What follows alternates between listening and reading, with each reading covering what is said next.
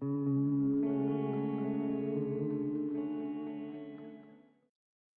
दोस्तों, आज की वीडियो में हम बात करेंगे वीएस कोड के बारे में।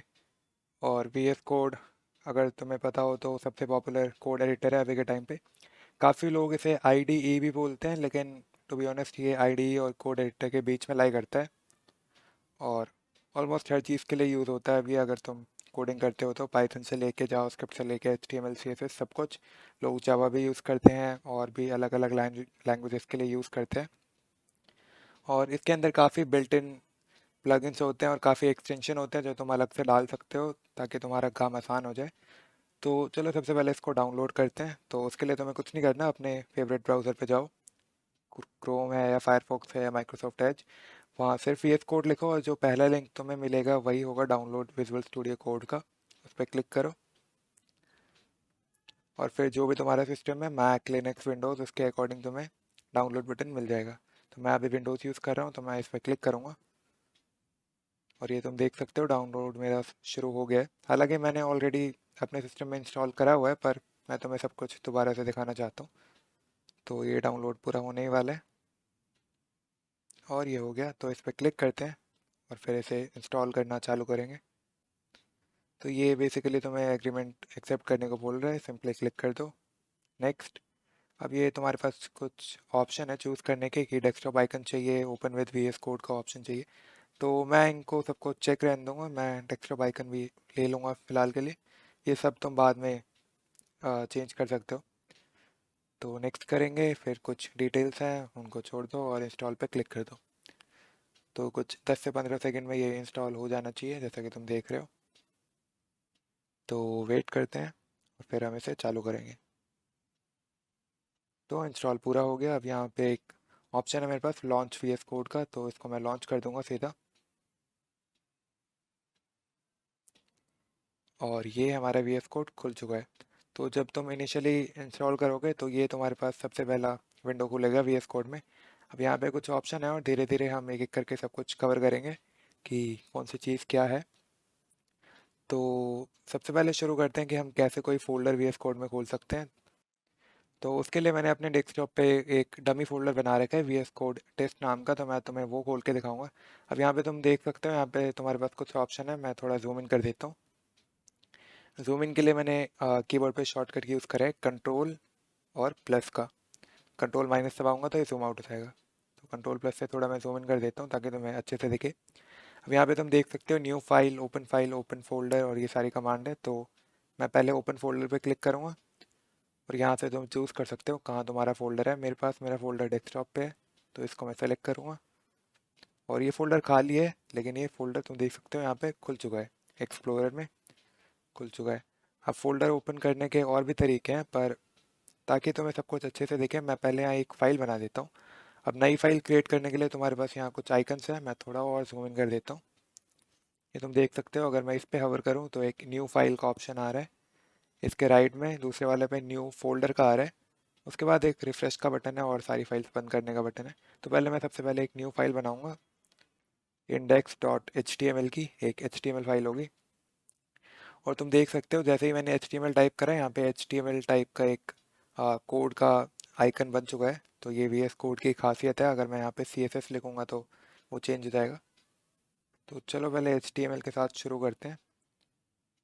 और यहाँ पे VS कोड में एक बिल्ट इन प्लगइन जिसकी मैं बात कर रहा था वो होता है जिसका नाम है एमिट। तो एमिट क्या करता है कि तुम कुछ भी लिख रहे हो ना, तो तुम्हें सब कुछ पूरा नहीं लिखना पड़ेगा। सपोज मेरे को H1 टैग चाहिए HTML में, तो मैं सिर्फ H1 लिख के एंटर करूँ तो वो मेरे लिए H1 टैग क्रिएट कर देगा।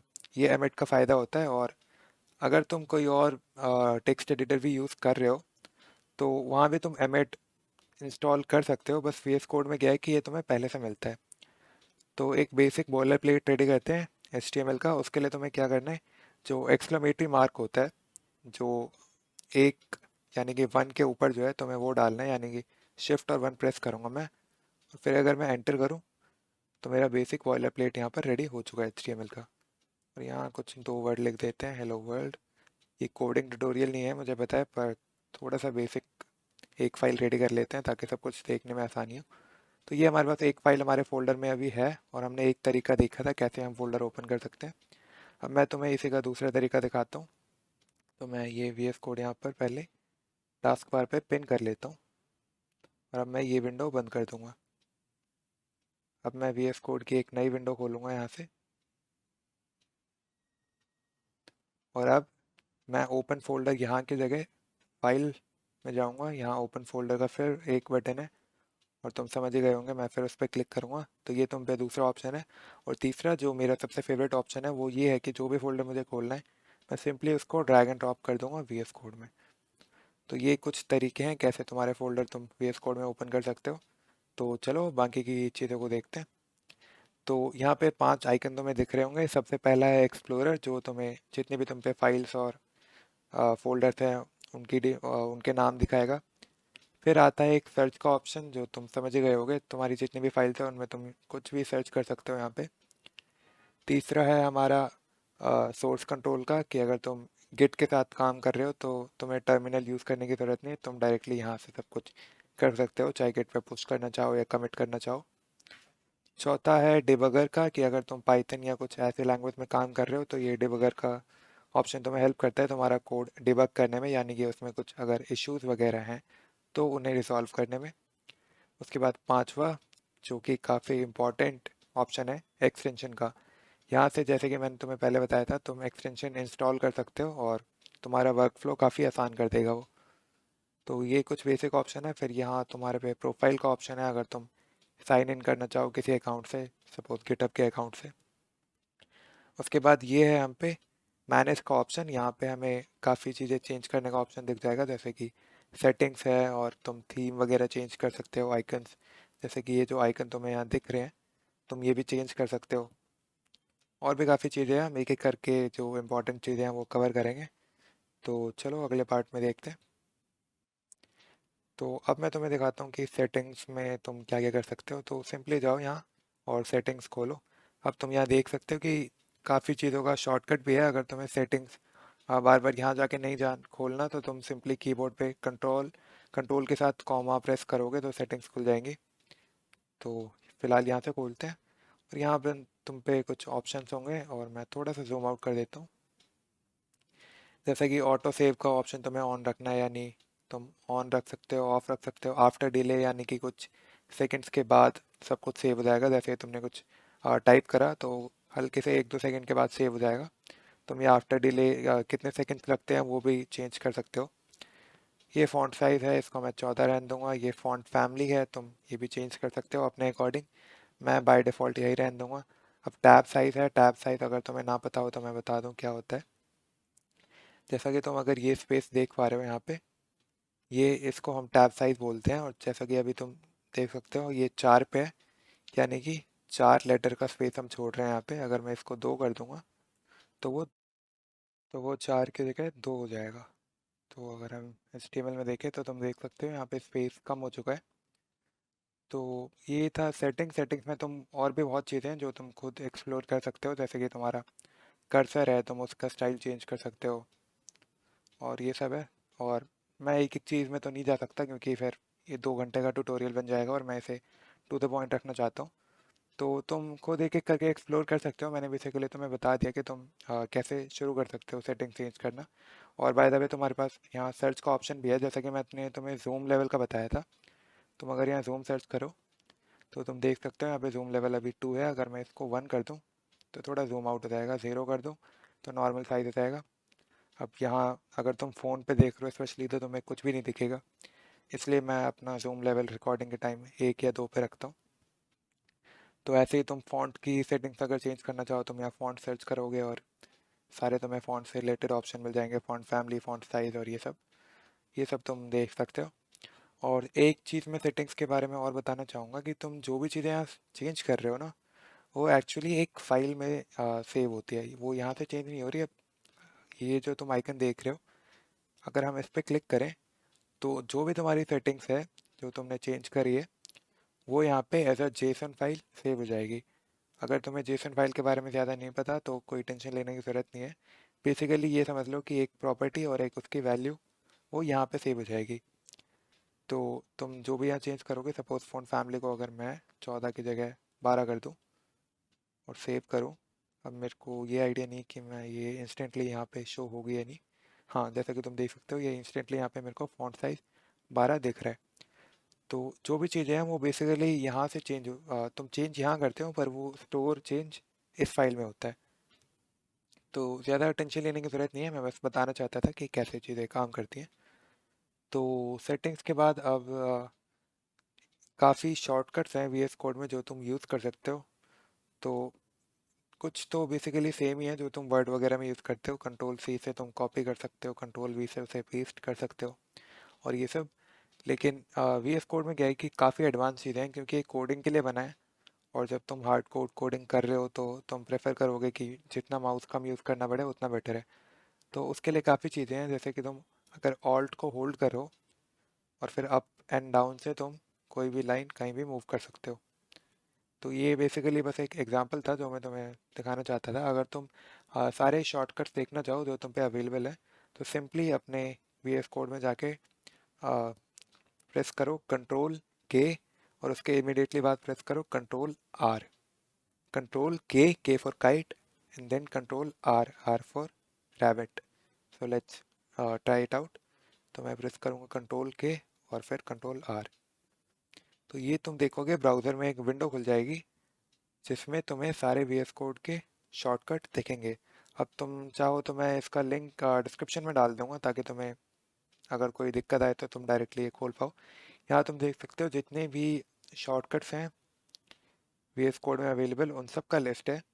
और अगर तुम चाहते हो कि मैं कुछ मोस्ट यूज शॉर्टकट के ऊपर वीडियो बनाऊँ तो मैं वो भी कर दूंगा, बस कमेंट कर देना नीचे। लेकिन क्योंकि इतने ज़्यादा शॉर्टकट हैं तो सब कुछ एक एक करके बताना ठीक रहेगा नहीं, वीडियो बहुत लंबी हो जाएगी। तो बस यहाँ से तुम रेफ़र कर सकते हो, जो भी तुम्हें ठीक लगे तुम उसकी आदत डाल के वो यूज़ करना शुरू कर सकते हो। कि कहते हैं कि कोडिंग में तुम्हें जितने ज़्यादा शॉर्टकट तुम यूज़ करो वाइल टाइपिंग, उतना बेटर रहता है, उतना तुम्हारा टाइम बचता है। तो सेटिंग्स कवर कर लिया हमने, शॉर्टकट्स कवर कर लिए। अब अगर इसके बाद हम बात करते हैं एक्सटेंशन की। तो एक्सटेंशन काफ़ी इंपॉर्टेंट चीज़ है, और जैसे जैसे तुम्हारी कोडिंग जर्नी आगे बढ़ेगी या फिर जैसे जैसे तुम वी एस कोड ज़्यादा यूज़ करना शुरू करोगे, वैसे वैसे एक्सटेंशन भी तुम उतने ही ज़्यादा इंस्टॉल करना चालू कर दोगे। तो मैं कुछ बेसिक एक्सटेंशन कवर करूँगा जो कि काफ़ी हेल्पफुल होते हैं कोडिंग के टाइम। उसके बाद तुम खुद एक्सप्लोर कर सकते हो और खुद गूगल यूज़ कर सकते हो कि सबसे अच्छा एक्सटेंशन क्या है या क्या नहीं। यूट्यूब पे तुम्हें भर भर के वीडियो मिल जाएंगे, टॉप 10 एक्सटेंशन इन 2021 और ऐसे। तो तुम चाहो तो ट्राई आउट कर सकते हो। मैं तुम्हें कुछ बेसिक बता देता हूँ जो ऑलमोस्ट हर किसी के वी एस कोड में होने चाहिए। तो थोड़ा मैं पहले जूम आउट करूँगा क्योंकि मेरे लिए थोड़ा मुश्किल हो रहा है। इसके बाद हम इस विंडो का साइज़ इंक्रीज़ करेंगे, जैसा कि तुम देख सकते हो। तुम माउस से इसका साइज़ भी कम ज़्यादा कर सकते हो। तो सबसे पहले मैं तुम्हें बताऊं कि तुम वी एस कोड में थीम्स इंस्टॉल कर सकते हो। अब थीम क्या है वो तुम्हें आइडिया होगा ही, जैसे कि अभी तुम देख सकते हो कि ये ब्लैक बैकग्राउंड है और ऐसा ऐसा कलर है। तो हम अगर थीम चेंज करना चाहें तो काफ़ी पॉपुलर थीम्स हैं यहाँ पे, जिनमें मटेरियल नाम से जो थीम है वो काफ़ी पॉपुलर है, जैसा कि तुम देख सकते हो यहाँ पे। तो पूरा सर्च करते हैं मटेरियल थीम, और टॉप पे ये आ जाएगा। मटेरियल आइकन थीम भी है जो कि इन आइकन्स के लिए होता है, और मटेरियल थीम है जो कि तुम्हारे इस कोडिंग विंडो के लिए होता है। तो हम मटेरियल थीम इंस्टॉल करेंगे। इसके साथ तुम्हें आइकन्स वाली और ऑटोमेटिकली इंस्टॉल हो जाती है। तुम चाहो तो वो भी यूज़ कर सकते हो। तो अभी ये इंस्टॉल हो रही है, फिर मैं तुम्हें दिखाऊंगा कि कैसे तुम चेंज कर सकते हो थीम। तो ये तुम देख सकते हो जैसे ही ये इंस्टॉल पूरा हुआ ये मुझे खुद ऑप्शन दे रहा है मुझे कौन सी थीम प्रेफर करनी है। तो अभी मैं यहाँ से तो डिफ़ॉल्ट डार्क पे चला जाऊँगा ताकि मैं तुम्हें दिखा पाऊँ कि तुम्हें कैसे खुद से थीम चेंज करना है। और ये टैब मैं फ़िलहाल के लिए बंद करता हूँ। अब तुम्हें क्या करना है, वापस से अपनी सेटिंग्स वाले मैनेज वाले आइकन पे क्लिक करना है, और यहाँ तुम्हें ऑप्शन दिखेगा कलर थीम का। अब यहाँ पे एक नीचे ऑप्शन और है जो हम अभी कवर करेंगे, फाइल आइकन थीम। पर तुम कलर थीम पे जाओ, और तुम पे जितने भी थीम होंगे ना तुम्हें वहाँ ये दिख जाएंगे।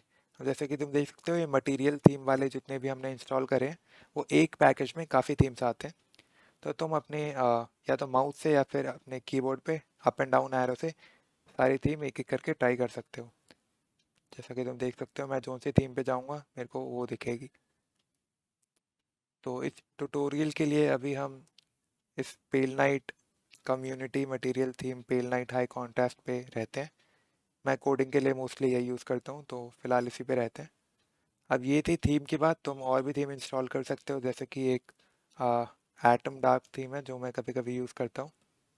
अगर मैंने नाम, हाँ, जैसे कि ये थीम है, तुम ये यूज़ कर सकते हो और अपने पसंद का कोई भी थीम डाल सकते हो। बहुत बहुत थीम्स है वीएस कोड में।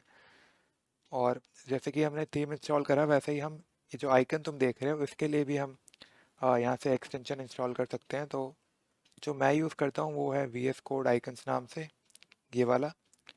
बहुत पॉपुलर है, तुम देख सकते हो 8.9 मिलियन डाउनलोड्स हैं। इसको हम इंस्टॉल करेंगे और सेम प्रोसेस चलेगा। इंस्टॉल के बाद हमें अपने आप ये जैसे कि पूछ रहा है हमें क्या यूज़ करना है, तो यहाँ तुम directly V S code icon select कर सकते हो। और जैसा कि तुम देख सकते हो कि अब ये मेरा एच टी एम एल का आइकन चेंज हो चुका है। और इस एक्सटेंशन की सबसे अच्छी बात क्या है कि तुम अगर फोल्डर्स बनाते हो, सपोज मैं सी एस एस के लिए एक फ़ोल्डर बना रहा हूँ, तुम देख सकते हो यहाँ पे फोल्डर का आइकन भी हल्का सा चेंज हो चुका है। अगर मैं थोड़ा सा जूम इन कर दूँ, तुम देख सकते हो मेरा फोल्डर भी चेंज हो चुका है। उसके बाद अगर मैं एक और फोल्डर बना दूँ सपोज जावास्क्रिप्ट का, तो तुम देख सकते हो एक और फोल्डर बन गया जिस पे JS लिखा हुआ है। अगर मैं CSS की कोई फाइल बना दूँ यहाँ पे css.css, उसका आइकन ऐसा है। तो ये काफ़ी अच्छे आइकन हमें प्रोवाइड कर देता है। अगर तुम सारे आइकन की लिस्ट देखना चाहो तो तुम एक्सटेंशन पे जाओ और उसकी डॉक्यूमेंटेशन में तुम्हें कहीं ना कहीं दिख जाएंगे, कोई लिंक होगा सारे आइकन्स देखने का। तो तुम देख सकते हो, ये रहा, जैसे कि तुम देख सकते हो यहाँ टाइप स्क्रिप्ट और ना जाने क्या क्या है। इसके बाद अगला एक्सटेंशन जो मैं तुम्हें दिखाना चाहूँगा उसका नाम है लाइव सर्वर।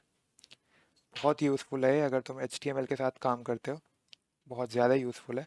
इसको हम इंस्टॉल करेंगे और देख सकते हो तुम 15 मिलियन डाउनलोड्स हैं इसके, जो कि बहुत ज़्यादा है। अब नॉर्मली क्या होता है कि तुम अगर HTML फाइल कोई रन करना चाहो ब्राउज़र में, तो तुम अपने फोल्डर में जाओगे और वहाँ जाके डबल क्लिक करोगे और फिर तुम्हें जितनी बार तुम चेंज करोगे अपनी फ़ाइल में, तुम्हें रिफ़्रेश करना पड़ेगा ब्राउज़र में जाके। पर ये एक्सटेंशन क्या करता है, अगर ये इंस्टॉल हो चुका हो तो मैं तुम्हें दिखाऊँ। हाँ, सिंपली अपनी HTML फाइल पे जाओ, index.html पे, जो कि तुम्हारी मेन HTML फाइल है। और यहाँ मैं कुछ लिख देता हूँ ताकि हमें डेमो अच्छे से दिखे। Hello world. तुम्हें यहाँ पे राइट क्लिक करना है और अगर तुमने एक्सटेंशन इंस्टॉल कर रखी है तो तुम पे एक ऑप्शन आएगा ओपन विद लाइव सर्वर, और ये तुम पे शॉर्टकट भी है, तो इस पे सिंपली क्लिक करो और तुम्हारा जो प्रोजेक्ट है वो नए ब्राउज़र में अपने आप खुल जाएगा, जैसा कि तुम यहाँ पे देख सकते हो। अब क्या है कि अगर मैं चेंज करूँ इसमें कुछ मेरी फाइल में, तो मैं यहाँ टाइप करूँगा हेलो वर्ल्ड 123 और सेव करूँगा कंट्रोल S से।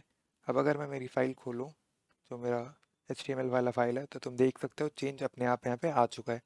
मुझे रिफ़्रेश नहीं करना पड़ा है, वैसा कुछ भी नहीं करना पड़ा। तो इसलिए ये एक्सटेंशन काफ़ी यूज़फुल है, स्पेशली तुम अगर HTML CSS वगैरह के साथ काम करते हो। तो इसके बाद एक तो एक्सटेंशन और है जो हम कवर करेंगे, तो चलो वो देखते हैं। तो अगला एक्सटेंशन जो हम देखने वाले हैं उसका नाम है प्रिटियर। तो चलो सर्च करते हैं। यहाँ मैं टाइप करूँगा प्रिटियर, स्पेलिंग एक बार देख लेना। तो ये वो एक्सटेंशन है और देख सकते हो कि करीब 15.5 मिलियन के करीब इसके डाउनलोड्स है। इसको इंस्टॉल करेंगे और ये बेसिकली हमें हमारा कोड फॉर्मेट करने में हेल्प करता है, और उसका एग्जांपल मैं अभी तुम्हें दिखाऊंगा। तो अब ये यूज़ करने से पहले तुम्हें एक बार सेटिंग्स खोलनी होगी। तो यहाँ मैनेज में जाओ, सेटिंग्स खोलो और यहाँ सर्च करो फॉर्मेट। तो बेसिकली तुम्हें कुछ फॉर्मेटिंग ऑप्शन है जो सेट करने पड़ेंगे पहले। तो यहाँ तुम देख सकते हो डिफ़ॉल्ट फॉर्मेटर। तो बाय डिफ़ॉल्ट तुम VS कोड में कौन सा फॉर्मेटर यूज़ करना चाहते हो, यहाँ पे हम आएंगे और हम सेलेक्ट कर लेंगे प्रिटियर हमारा। और फिर तुम इन दोनों बॉक्सेस को चेक कर देना, फॉर्मेट ऑन सेव और फॉर्मेट ऑन पेस्ट, ताकि जब भी तुम फाइल सेव करो या फिर कुछ नया पेस्ट करो, तुम्हारा कोड अपने आप फॉर्मेट हो जाए। तो चलो देखते हैं कि फॉर्मेटिंग अब काम कैसे करती है। तो जैसे मेरे पास ये कोड है, थोड़ा जूम इन कर लेता हूँ मैं। अब सपोज़ मैं कुछ टेढ़ा मेढ़ा कोड यहाँ लिख दूँ, मैं एक H1 टैग बना दूँ और कुछ यहाँ लिख दूँ। उसके बाद मैं एक P टैग लूँगा, यहाँ पे मैं ऐसे ही कुछ लिख दूँगा। अब मैं क्या करूँगा कि मैं P को यहाँ शिफ्ट कर देता हूँ। मेरा पैराग्राफ टैग H1 का H, मैं इसको यहाँ ले आऊँगा। मैं बॉडी टैग को थोड़ा टेढ़ा कर देता हूँ। थोड़ा और मैं जूम इन करूँ तो तुम देख सकते हो मेरा कोड काफ़ी टेढ़ा मेढ़ा उल्टा सीधा है, जो कि रीड करने में काफ़ी दिक्कत होगी। लेकिन क्योंकि हमने प्रिटियर को डिफ़ॉल्ट फॉर्मेटर्स सेट कर रखा है, तो जैसे ही मैं सेव करूँगा यानी कि कंट्रोल S दबाऊँगा, सब कुछ ऑटोमेटिकली फॉर्मेट हो जाएगा। तो मैं दबाता हूँ सेव, और तुम देख सकते हो सब कुछ नाइसली अलाइनमेंट हो चुकी है। H1 के नीचे H1 बंद हो रहा है, P के नीचे P बंद हो रहा है, सारी सेम लाइन में। तो अभी तो क्योंकि हम पे सिर्फ 4-5 लाइन का कोड है तो तुम्हें ज़्यादा फ़ायदा नहीं दिखेगा। पर सपोज़ तुम किसी बड़े प्रोजेक्ट पे काम कर रहे हो जहाँ तुम्हें हज़ारों लाइनों में कोड लिखना है, तो वहाँ ये काफ़ी यूज़फुल साबित हो सकता है। तो प्रिंटर के बाद अगला एक्सटेंशन जो मैं तुम्हें दिखाऊंगा वो है ऑटो रीनेम टैग, और ये मोस्टली तुम्हें HTML में हेल्प करेगा। ये मैंने ऑलरेडी इंस्टॉल कर रखा है यहाँ पे, अगर तुम चाहो तो मैं तुम्हें एक बार रीइंस्टॉल करके दिखा देता हूँ। यहाँ मैं इसको इंस्टॉल करूँगा, ठीक है। और यहाँ पे क्या है कि अगर मेरे को सपोज H1 टैग मेरा चेंज करना होगा, कि एक मिनट मैं थोड़ा जूम इन करता हूँ। तो यहाँ मेरे पास H1 टैग है, राइट, यहाँ पर। अब इसको सपोज मेरे को H1 की जगह H2 करना है, तो नॉर्मल तरीका क्या है? नॉर्मल तरीका ये है कि मैं पहले H1 यहाँ मिटाऊँ, इसको मैं H2 करूँ, फिर मैं H1 यहाँ इरेज करूँ, और फिर मैं इसको H2 करूँ। लेकिन क्योंकि हमने ऑटो रीनेम टैग इंस्टॉल कर रखा है, तो हमें क्या करना है, हम सिर्फ यहाँ H1 को हटाएंगे, और तुम देख सकते हो कि नीचे अपने आप H1 क्लोजिंग वाला बैठ चुका है, और इसको मैं H2 कर दूंगा। Simple as that. अब अगर ये इंस्टॉल नहीं होता तो मैं एक बार तुम्हें अनइंस्टॉल करके भी दिखा देता हूँ। ये कह रहा है रीलोड करना है, तो मैं रीलोड करता हूँ। तो अब मैं तुम्हें दिखाता हूँ कि अगर ये इंस्टॉल नहीं होता तो क्या करते हैं हम। तो जैसे कि तुम देख सकते हो यहाँ पे H2 है, सपोज मेरे को वापस इसे H1 में चेंज करना है। तो अब हमें क्या करना पड़ेगा, यहाँ से मैं H2 हटाऊँगा, इसको H1 करूँगा, यहाँ फिर H2 हटाऊँगा और इसको H1 करूँगा। तो अभी तो चलो बीच में सिर्फ 2 लाइन है, लेकिन सपोज यहाँ 100, 200, 500 लाइनें हो, तो तुम नीचे कहाँ तक ढूंढोगे तुम्हारा H2। तो इसलिए अगर ये एक्सटेंशन हम इंस्टॉल कर लें तो काफ़ी टाइम हमारा बच सकता है। इसके बाद जो अगला एक्सटेंशन है वो, उसका नाम है ब्रैकेट पेयर कलराइज़र, ये वाला। तो सिंपली उस एक्सटेंशन पे जाओ, उसे खोलो और यहाँ पे इंस्टॉल कर लो। अब मैं ये वाला इंस्टॉल नहीं कर रहा फ़िलहाल, क्योंकि मेरे पास कोई फ़ाइल ऐसी है नहीं जिसमें मैं तुम्हें डेमो दिखा पाऊँ। पर बेसिकली क्या है कि तुम किसी प्रोग्रामिंग लैंग्वेज में काम कर रहे हो, सपोज जावास्क्रिप्ट है, पाइथन है और कुछ है, तो तुम काफ़ी ब्रैकेट्स यूज़ करते हो, राइट। तो मैं तुम्हें इनके डॉक्स में दिखा देता हूँ कि कैसे काम करता है। तो मैं थोड़ा जूम आउट करूँगा ताकि मेरे को स्क्रीनशॉट आसानी से मिल जाए। और ये इनका स्क्रीनशॉट है। अब मैं तुम्हें एग्जांपल दिखाता हूँ क्या है। जैसे कि अगर तुम देखो, ये इफ़ ब्लॉक जो है, ये इस पार्ट से शुरू हो रहा है। थोड़ा मैं और जूम इन करता हूँ, ये इस वाले पार्ट से शुरू हो रहा है और यहाँ ख़त्म हो रहा है। तो तुम देखोगे कि इसके लिए इन्होंने ब्लू कलर का ब्रैकेट यूज़ करा है। अब वहीं ये पब्लिक वाला जो ब्लॉक है वो यहाँ शुरू हो रहा है और नीचे यहाँ ख़त्म हो रहा है, और इसके लिए इन्होंने पिंक वाला ब्रैकेट यूज़ करा है। यहाँ ब्रैकेट यहाँ शुरू हो रहा है, यहाँ ख़त्म हो रहा है, तो ये येलो ब्रैकेट है। सो बेसिकली ये एक्सटेंशन क्या करती है कि जो सिमिलर ब्लॉक के जो ब्रैकेट्स होते हैं उनको सेम कलर दे देती है। जैसे यहाँ शुरू हो रहा है, यहाँ ख़त्म हो रहा है, तो इनको ब्लू दे दिया, कोई और है सिमिलर तो उनको पिंक दे दिया। नॉर्मली अगर तुम्हारे पास ये एक्सटेंशन नहीं होगी तो तुम्हें सारे ब्रैकेट्स जो हैं वो सेम कलर के दिखाई देंगे, और अगर काफ़ी ज़्यादा कोड है तो उनके बीच में डिफ्रेंशिएट करना काफ़ी मुश्किल हो जाएगा। तो इसलिए ये एक एक्सटेंशन हम यूज़ करते हैं। तो ये थे कुछ लिस्ट ऑफ एक्सटेंशन जो एज अ बिगनर तुम्हें काफ़ी हेल्प कर सकते हैं। मैं वीडियो को हालांकि छोटा रखना चाहता था, पर ये कुछ चीज़ें थी जो मेरे को कवर करनी थी, इसलिए वीडियो अराउंड 20-25 मिनट्स हो गई ऑलरेडी। बट आई थिंक कि एज अ बिगनर भी ये सारी चीज़ें एटलीस्ट पता होनी चाहिए, कि अगर तुम सपोज़ पहली बार ही कोडिंग शुरू कर रहे हो तो भी अगर इतनी चीज़ें तुम्हें पता है तो तुम्हारा काफ़ी टाइम ऑलरेडी बच सकता है। अब हालांकि VS कोड में और भी काफ़ी चीज़ें हैं जो हम कवर कर सकते हैं, तो अगर तुम एक एडवांस ट्यूटोरियल चाहो तो कमेंट्स में बता देना, मैं वो भी लाने की ट्राई करूँगा। अच्छा, बाय द वे, जाने से पहले मैं एक चीज़ और कवर करना चाहूँगा कि जैसे हम टर्मिनल यूज़ करते हैं किसी भी सिस्टम में, अगर मैक है तो वहाँ पे बिल्ट इन टर्मिनल होता है। विंडोज़ में हम कमांड प्रॉम्प्ट यूज़ करते हैं जो कि तुम CMD टाइप करके सर्च करते हो। हमारे पास पावर शेल है, हमारे पास गिट का टर्मिनल होता है।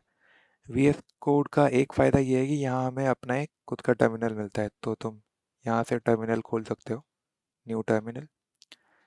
और यहाँ पे तुम्हारे पास ऑप्शन भी होते हैं कि तुम टर्मिनल कौन सा वाला यूज़ करना चाहते हो। तो बेसिकली ये इनका जो टर्मिनल है वो बैकग्राउंड में कोई और टर्मिनल यूज़ कर रहा होता है जो ऑलरेडी बिल्ट इन है। Like we have PowerShell here, अगर तुम्हारे में गिट इंस्टॉल्ड है तो तुम पे गिट का ऑप्शन भी आएगा, तो तुम वहाँ जैसे तुम देख सकते हो यहाँ पे मेरे पे और भी ऑप्शन है, गिट बैश, कमांड प्रॉम्प्ट और ये सब। तो मैं पावर शेल ही प्रेफर करता हूँ, और ये टर्मिनल बिल्कुल एक किसी दूसरे टर्मिनल की तरह काम करता है, हम पे सारे वही कमांड है।